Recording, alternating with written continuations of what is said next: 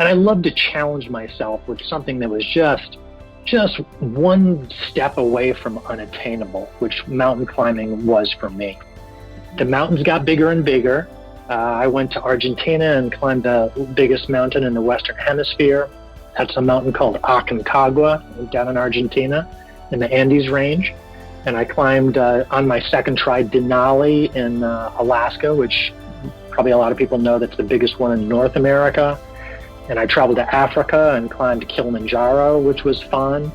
And then, so the next biggest one was Mount Everest to try. And I promptly went in 2007 and did not make it. But I learned a ton. I was sick. My training wasn't good. I got a throat infection and a lung infection. And I made the really smart decision to halfway up the ice fall, which is a very dangerous spot on the climb during the summit attempt, to go home that year, because I was going to put myself at risk and I was going to put other people at risk if they needed to rescue me. So I did the right call by turning around.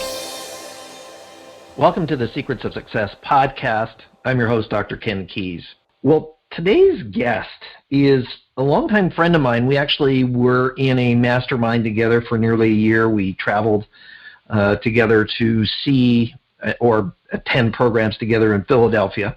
And so my friend, Dr. Tim Warren, who's a doctor of chiropractic, is my guest, and he was on the show about 3 years ago. Now, interesting, you'll learn in the show, but Tim summited Everest at 48 years of age. He's also climbed 5 of the 7 tallest mountains in the world, but he's also has a real passion around health and wellness, and also the area around chronic pain. So my encouragement is that you would listen to the show, get a sense of health and wellness strategies, but we also talk about how our mind affects our net results, and how, in fact, Tim's research has shown in his work how our mind is actually affecting our pain, but also our wellness levels. Now, in that vein, this show is sponsored by Consulting Resource Group, which is our publishing and training, consulting, and assessment company.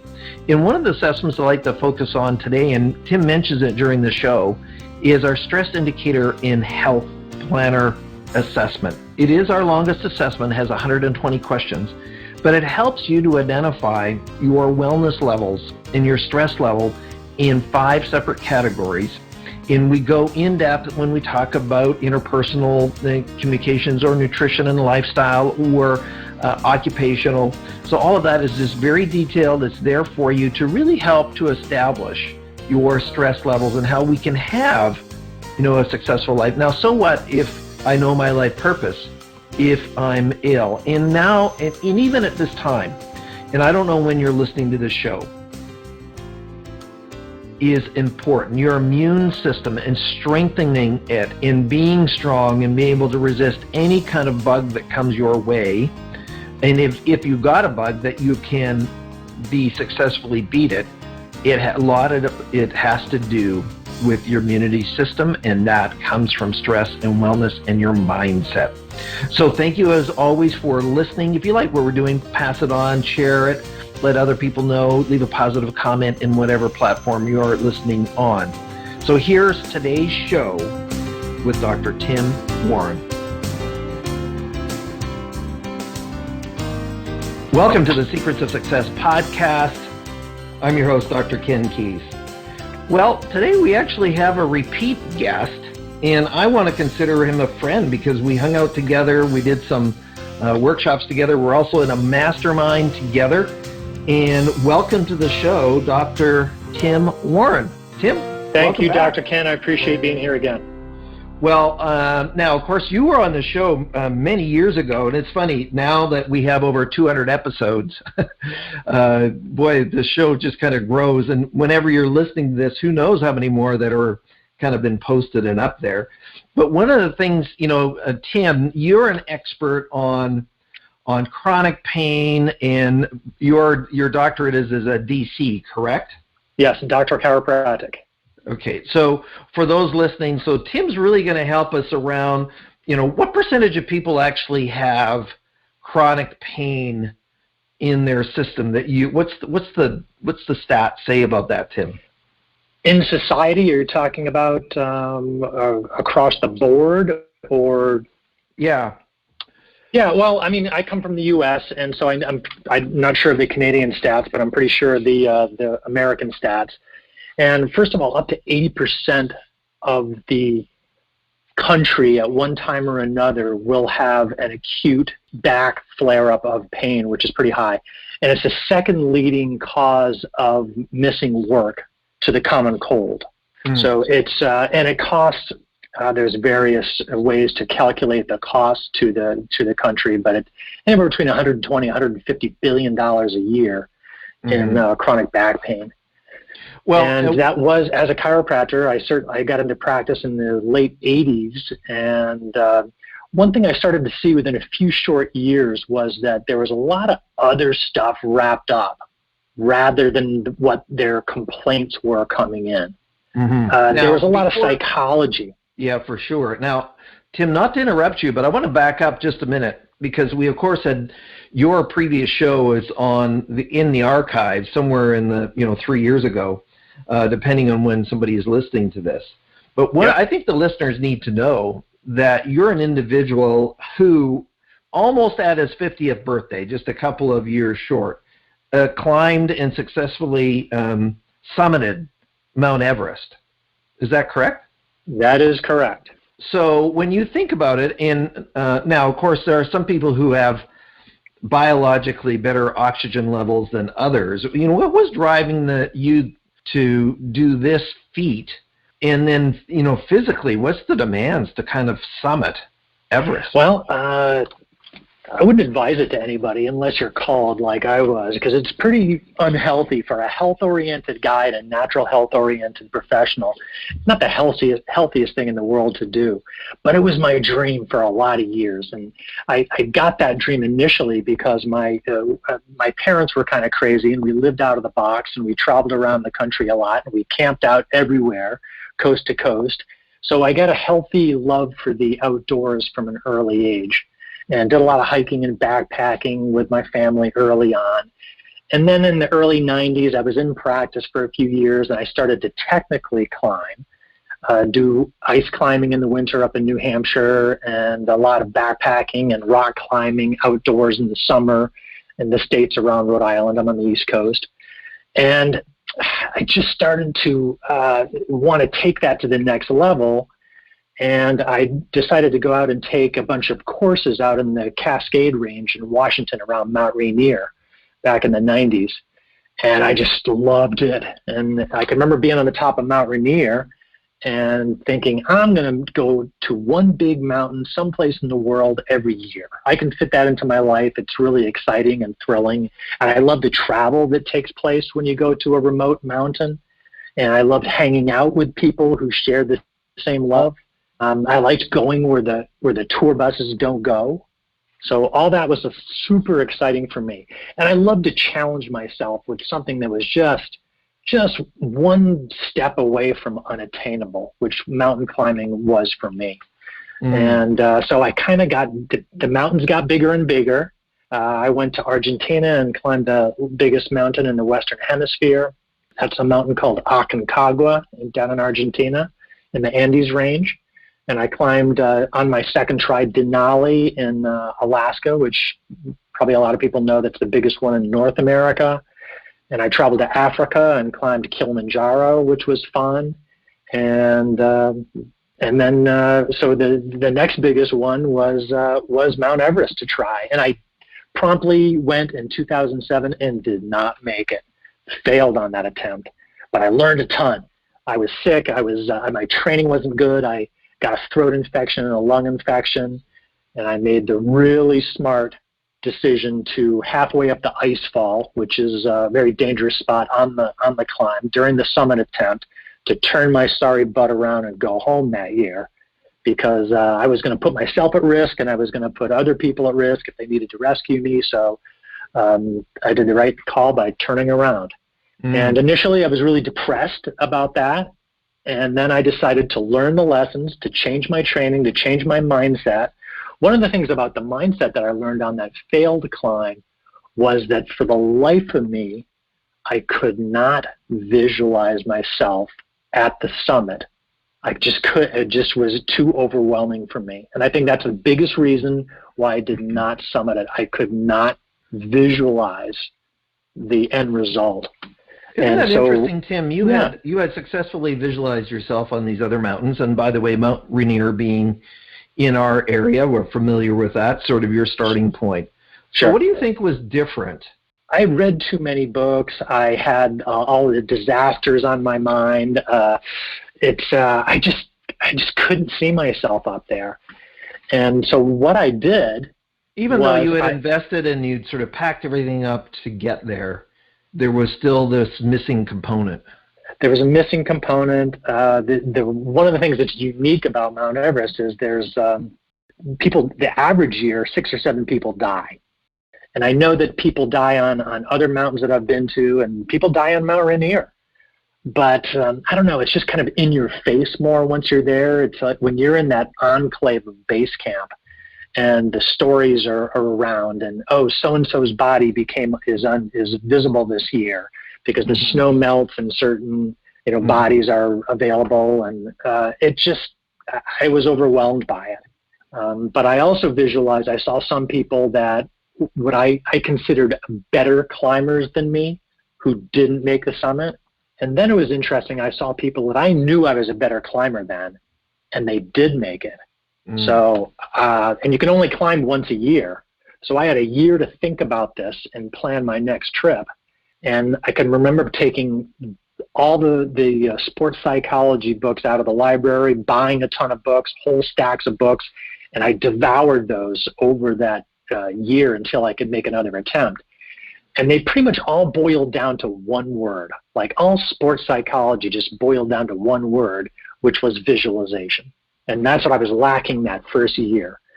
So I think it was just coming to grips with that, and I had some mentors that I didn't have the second year. But you never know if you're going to make it, because a million things can go wrong, even some things that are out of your control. I mean, such as the weather, which can change in a dime, right? The weather can change on a dime. There's only a weather window of between 4 and 8 days per year in late May. So if you're not right there at the right time, it's not going to happen. And some years that weather window just does not happen. Last year was kind of one of those. There was like a day and a half of the weather window. Hence, that's why you may have seen all that those photos of people just wall to wall, way up high, which was ridiculous. So right. Now, how many people normally try to summit, and then how many make it? Do you know what kind of the numbers are? Nobody's climbing this year because it's been closed due to the state of the health of the world right now. But an average, there's been a lot more recently, and there's a lot of reasons for that. But maybe 300 or 400 a year attempt and make it. Not on attempt. So maybe like double that amount of attempts, and 200 or 300 make it to the top every year. Okay. Wow. On average, the last few years. So when you think about what you learned in that year around visualization, how does that apply to the listeners, the Secrets of Success listeners, and how I might apply that to my life? I think one of the biggest things is, now this kept me alive on Everest both years, was, life is very simple when you're climbing a big Himalayan peak. And so what do you have to take care of? You have to take care of your body temperature. You have to the high-tech clothes we wear, we can vent, we can zip things down or up. And the weather is so changeable. Even within 30 seconds, it can change 60, 70, even 80 degrees Fahrenheit switch between. It's just a schizophrenic environment. Wow. And you have to adapt to that, and you have to be aware of that, because if you sweat a little bit and get moisture, you're going to get frostbite and you're going to lose body parts. And if you get chilled or cold, you're going to get frostbite in your fingers, and sometimes you can't even tell until later. So you can't sweat and you can't freeze. So you have to constantly kind of scan this dashboard, almost like a dashboard of your car. When you scan a dashboard in your car, you can see your gas level, you can see your speed, you can see all these things instantly with a quick scan of how your car is functioning. And the same thing kept me alive on Mount Everest. You kind of scan that virtual dashboard of where you're at. Am I drinking enough? Is my focus right on? Am I keeping my emotions damped down a little bit? Is my ice axe buried into the snow? Are all my crampons, which are the spikes that you have on your boots, are they all locked into the ice? Am I clipped onto the rope if there's a rope? Am I safe? So all this stuff you have to constantly scan. And it's like your virtual dashboard of survival. And so what that is essentially how everything looks right now in the present moment. And that's what keeps you alive on Everest. But in real life, we're a little more complicated than that. Life's more complicated, and so there's more things. So when you look at, if you're driving your car, you have your windshield, so you're looking down into, which is your future and your goals and your whatever happens to be on autopilot going in that direction. And then of course you have your present, which is your dashboard, but you also have these rear view mirrors and that's kind of like your past. So you have your past, your future, and your present all wrapped up into one. Mm-hmm. And the day-to-day existence of life, those are all up in the air. They're all like juggling. And I think it's really important to just stay in the present and with one eye towards the road ahead. So I think we're really successfully navigating life in work and at home and with our families and all aspects of our life, is if we can successfully have one eye on the present, but one eye down the road into our future and our goals and what we're shooting for down the road. So when you think about your summit, Tim, where you were successful. Yes, the second year. Technically, now you said physically you hadn't maybe prepared yourself as well as you'd hoped. So, of course, being ill and trying to summit Everest is not recommended for sure. But you said that, I didn't visualize. How does visualization help the audience understand? And then we're going to transition into your expertise around really health and wellness as well. Sure. How does this visualization actually help me to get there if technically I'm the same person if I visualize or not? What have you discovered that the audience could apply to their life today? Well, I realized the first year, the unsuccessful year, was that my mindset was in the way. And I'm convinced that with that mind-body connection, that's what kind of lowered my resistance. And I became more susceptible to the germs that float around that environment over there, and that's why I got sick. The second year, of my mindset and how that was important and the visualization, I came up with a very distinct visualization of what I wanted to see occur on my second Everest climb. I wanted to have, I visualized how I wanted my body to feel, how I wanted to be strong and focused and powerful, all these strong words. And I boiled them all down to one page, two sides of one piece of paper that I constantly had in my front pocket. And my idea was, if I ever got in trouble, if I ever wavered, if I ever lost my self-esteem, if I was really in a bad place or if I was exhausted, I would pull this one piece of paper out, review that, and I got to tell you, I still have that piece of paper. I've made hundreds of copies and I've shared those to groups that I speak at and everything. And it still brings tears to my eyes whenever I look at that crumpled, yellowed piece of paper, because it was so powerful then at a very important time, and it's still really important for me right now. But one of the things that really stands out from that piece of paper was, it's easy when you're winning to be really enjoying the ride.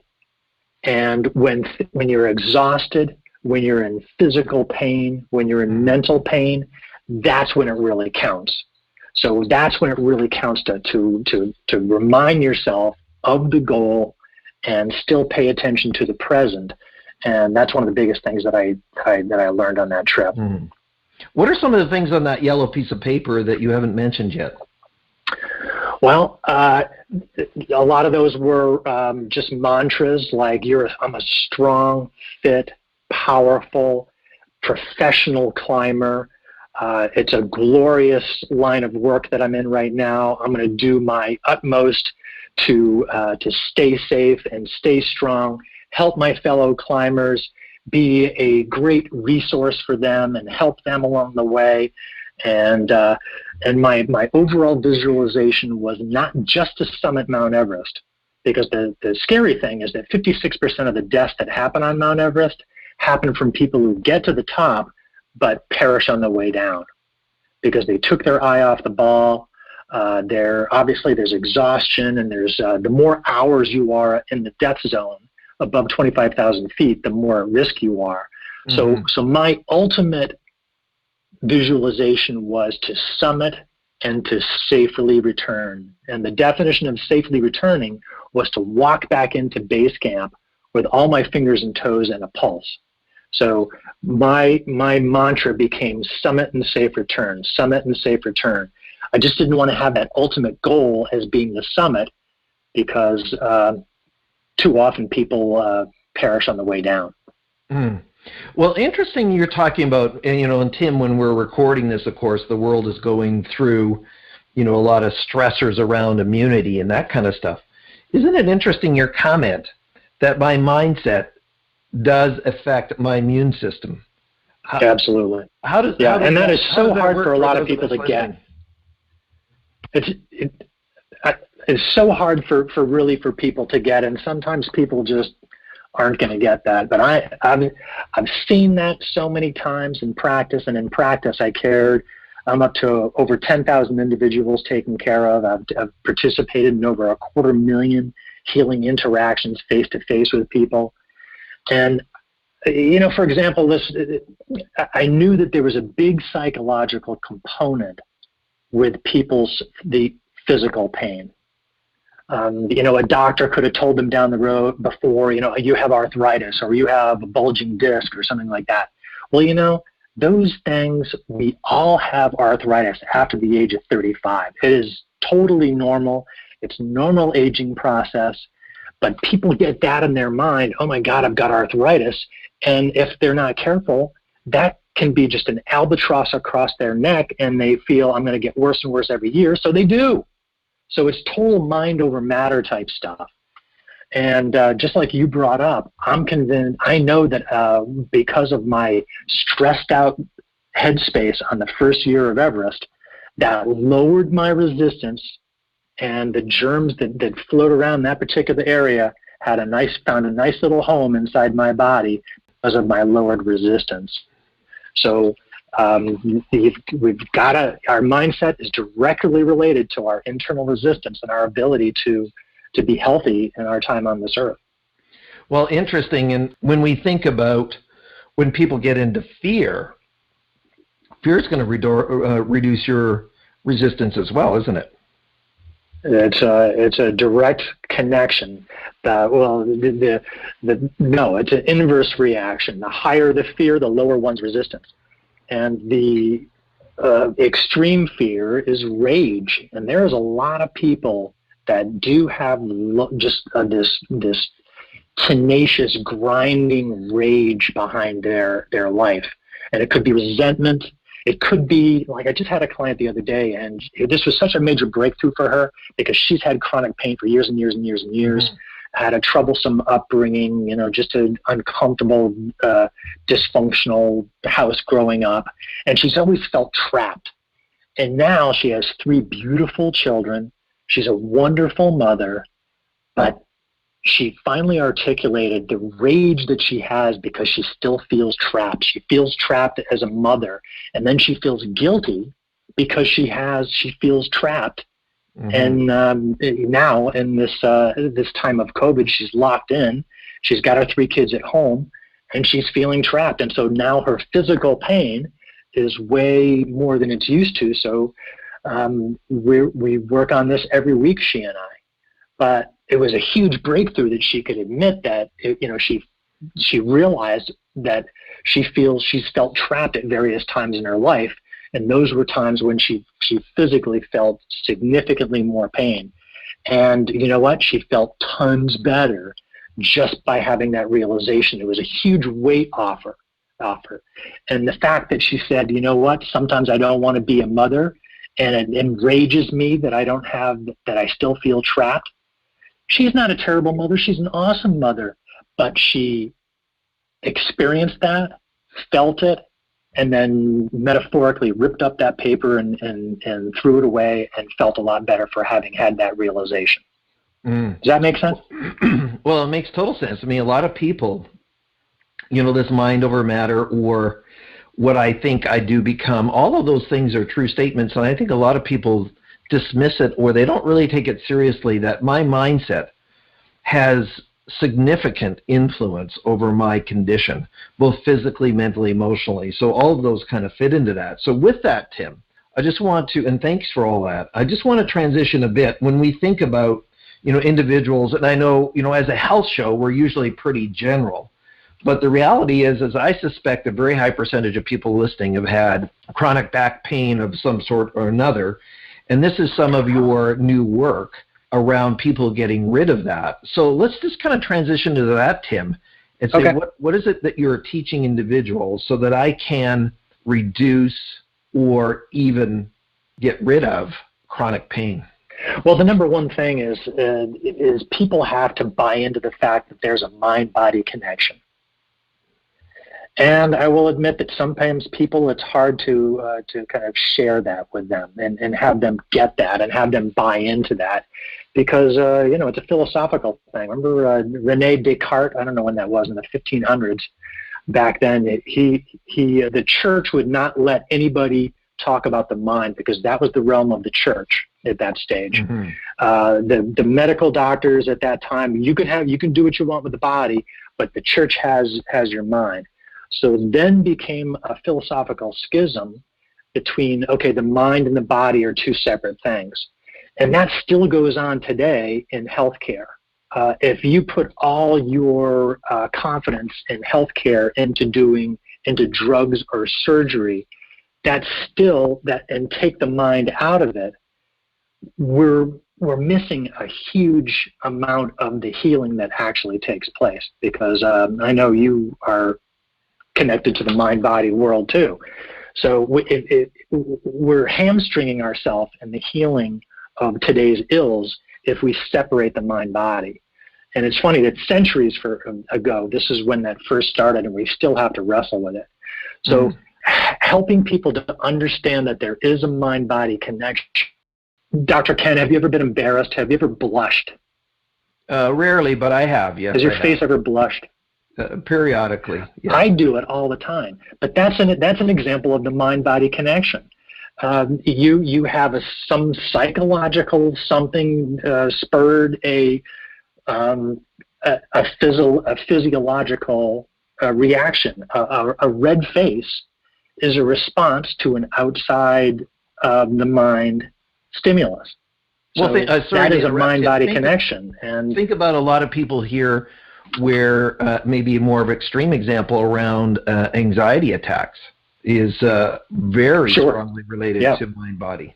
Right, an incredible physical reaction to something that is a emotional phenomenon. Mm-hmm.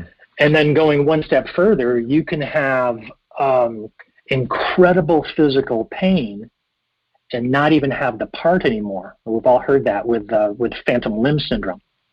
Having someone who had a really obviously trauma physically and emotionally and lost a leg, let's say, in combat, and still has incredible pain, maybe in a limb that's not even there. For example, when a helicopter goes overhead, for example. Mm-hmm. It just brings that stimulus back, and they don't even have the part anymore, but they're feeling the incredible pain that's there. So all this, the second part, the mind-body is connected, and then the second part is that the reason pain becomes chronic is it gets wired in, etched in, if you will, to our brain and its pathways. That's called neuroplasticity, the science of neuroplasticity. So it gets wired in and learned, if you will. And then one thing that's a catalyst for that for that learned burning in, if you will, of chronic pain is strong emotions that are around at that time too. So if you have, like you brought up, anger, chronic or fear, so if you have a little stimulus of body awareness that there's some pain, but you're constantly around fear, and then so it just gets etched into the software of the body that every time you feel fear, you're going to get a resultant pain experience. Mm-hmm. And the more time that goes by, months, years, whatever, the stronger, the more etched into the nervous system that becomes, and the harder it is to get it fixed. One more client that I was thinking about this week, she's a professional business owner, mid-50s. She developed a really miserable pain in her mid-back, kind of over her both shoulders and her neck, primarily when at night. So she'd have a hard time getting to sleep. She'd wake up constantly, and it went on for 3 or 4 years. It was miserable. Went to all these doctors. She took a few pills. None of the recommendations helped her at all. And just this one topic that we're talking about today, about the mind-body connection, about etched into the nervous system, her light bulb went on, and she never had pain again. And this is 2.5, 3 years ago. One of my first clients.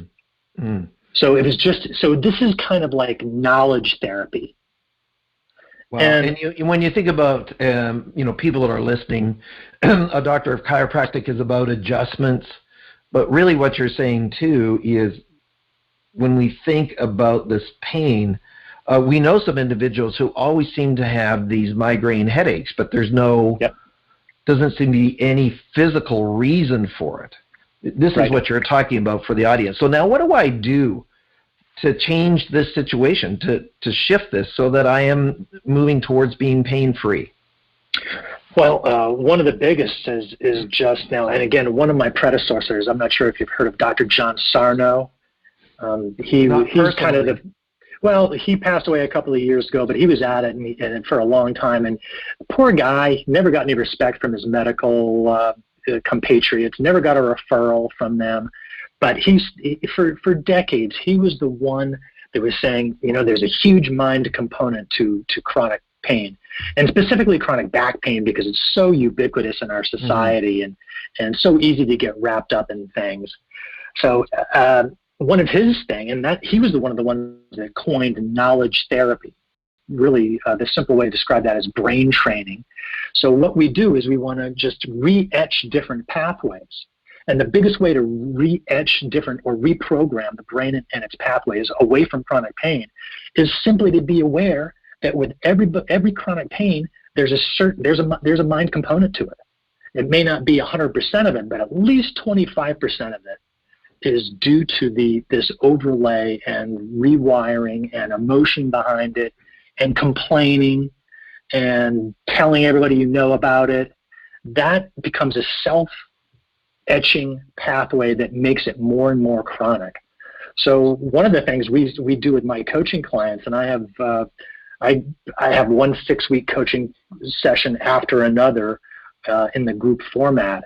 One of the first things we do is we rename pain. We don't call it back pain. Mm-hmm. I have each of my clients come up with a different name for the pain, and they do not use the descriptor back pain. They might call it turtles. They might call it ice axes. They can call it anything that they want, and it's better if it's kind of a slightly humorous word. Mm-hmm. Like ice axes or turtles or whatever, because then it changes the tonality around dealing with chronic pain, and it makes it a little light and a little more fun, and it actually, just with that alone, that helps to re-etch those pathways away from chronic pain. And I must say, we're not talking about all pain. We're not talking about, okay, you put your hand on your in scalding water and you damage tissue. We're not talking about you stubbing your toe against the sofa in the morning. I mean, that's acute pain, and that's a different thing. We're talking about pain that's kind of lasted for weeks and or months or even years. That's a whole different thing, and it's impossible not to have at least 25% of that chronic pain, usually, often 100%, all wrapped up in the brain and its pathways, so all related to emotion. Some chronic pain could be as much as 100% mind-body connection. Absolutely. And again, hence my example of that young woman, the woman who had the pain in her mid-back. As soon as she got this, the light bulb went on, she never had pain again. Had no need for me, had no need for medication, had no need for any of the things that she was doing, therapy and such. It was a knowledge cure. So what I talk about the knowledge cure with people. And it's not possible for everybody to have 100%, because if it's been there for 30 years, there's a lot more underlying, and maybe that person will only get rid of 25% of their pain or 50% of their chronic pain. But if you take someone and who's open to this knowledge therapy and learning, and if they knock out 25% of their pain, that's the difference between enjoying your life and being miserable for the rest of your life. That's huge. That's the difference between getting on your bike and going for a ride, or going for putting your day pack on and going for a hike in the woods, and laying on your couch and being more and more miserable. That's a huge difference. Yeah, well, when you think about lifestyle and lifestyle capabilities and just enjoying quality of life, that's for sure improved. So what else, Tim? We've got about just a few minutes left in the show, but what else that you have not shared can the listeners implement, by the end of this show or early next week? Okay, two things actually. Well, first of all, your stress survey that you've done as part of with your CRG. Yes. I'm not sure if I'm getting the title right, but that's an awesome. It's called the piece of Stress work. Indicator and Health Planner. In fact, I was just thinking about it just as you were right, because and that's super well. I mean, how awesome is that as a tool right now for people that want to just get out there and just kind of go down that list, take that quiz, get that self-awareness, number one. But in that stress indicator, would be remiss if we didn't talk a little bit about nutrition as a stress reducer as well. In America, they call the average American diet the SAD diet. Have you heard that, Ken? Oh, of SAD. course. Yeah. The standard American diet, at what kills us, at what gives us strokes, it's what gives us heart attacks and diabetes and type 2 diabetes and all this kind of stuff. And so one of the things, all my clients, I put them on the free app. What's that? Which is Dr. Michael Greger's from nutritionfacts.org, which is a nonprofit, and it takes all the hype and the sales out of nutritional mumbo jumbo, and it's a daily checklist, and it's called the Daily Dozen if your clients want to search for that. But it's just an easy. It's the nutrition daily that you can just check on your cell phone. Click off if you had your berries that day, if you had your nuts that day, if you had your cruciferous vegetables that day, if you drank water that day, if you exercised that day, if you got a little bit of sun that day, if you added some spices, which are are great on the antioxidant level. But all this nutrition is designed to lower our internal our inflammation.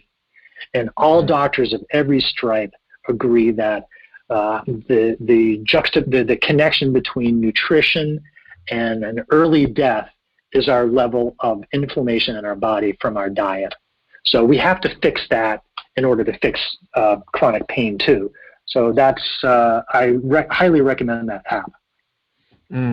So if there's some nutritional guidelines beyond what you've shared, what would be a couple more that the audience needs to consider? One of the things a lot of people don't know is that certain things are antioxidant in nature, and one of the ones that is seasonings and spices that we put on food.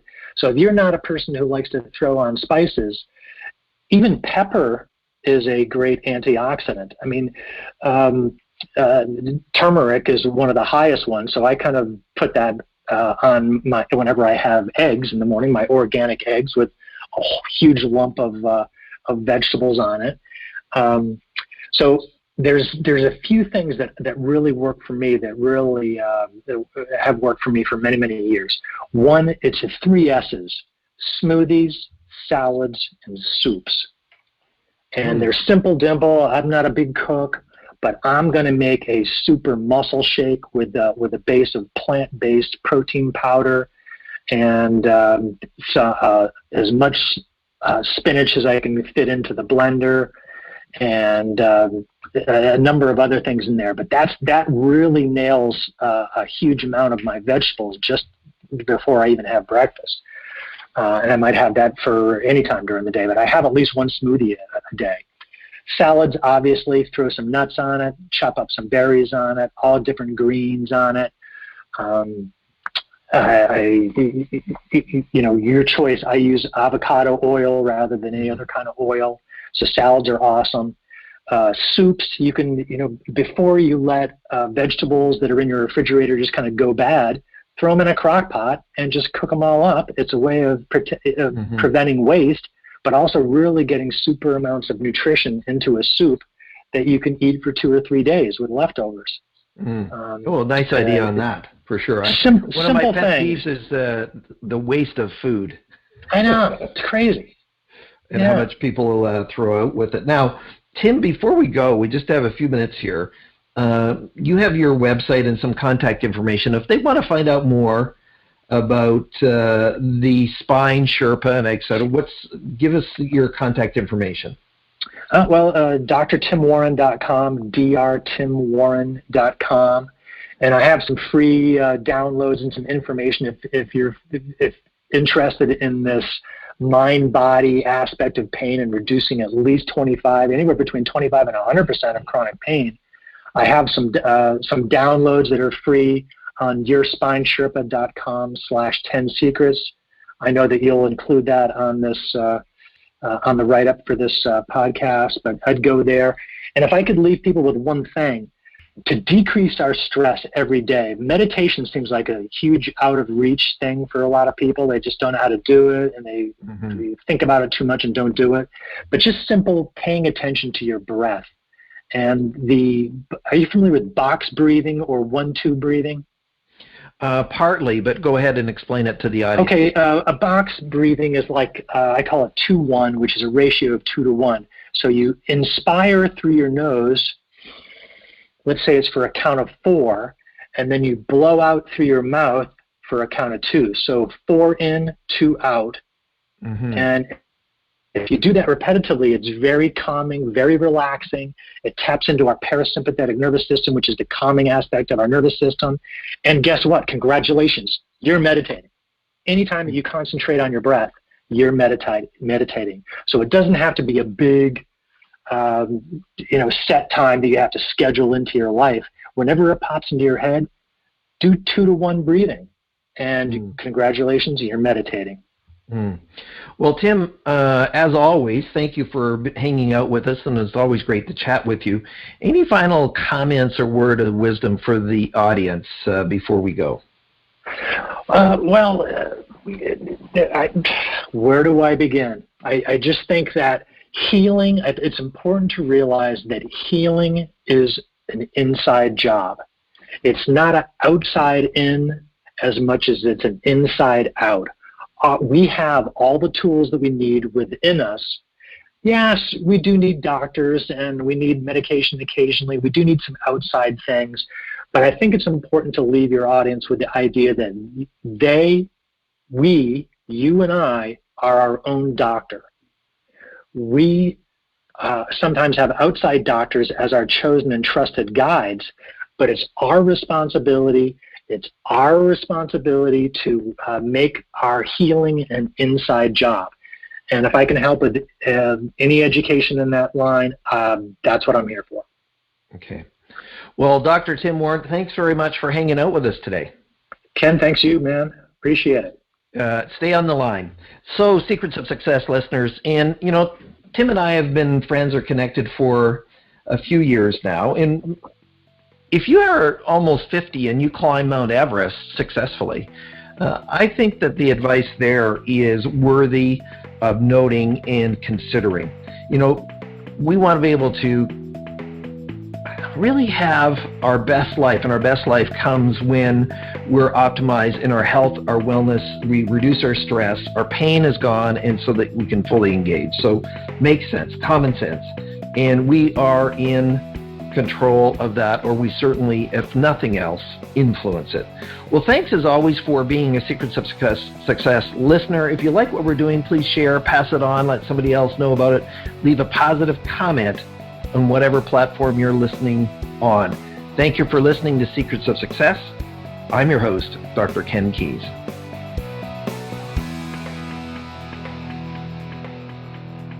Thanks for exploring the secrets of success with us. If you want to keep the momentum going, log on to crgleader.com. Scroll to the bottom and sign up for our inspirational emails. You can also take your success to the next level by following us on Facebook and Twitter and connecting with Ken on LinkedIn. We hope you have a great week and look forward to you joining us next time for the Secrets of Success podcast with Dr. Ken Keys.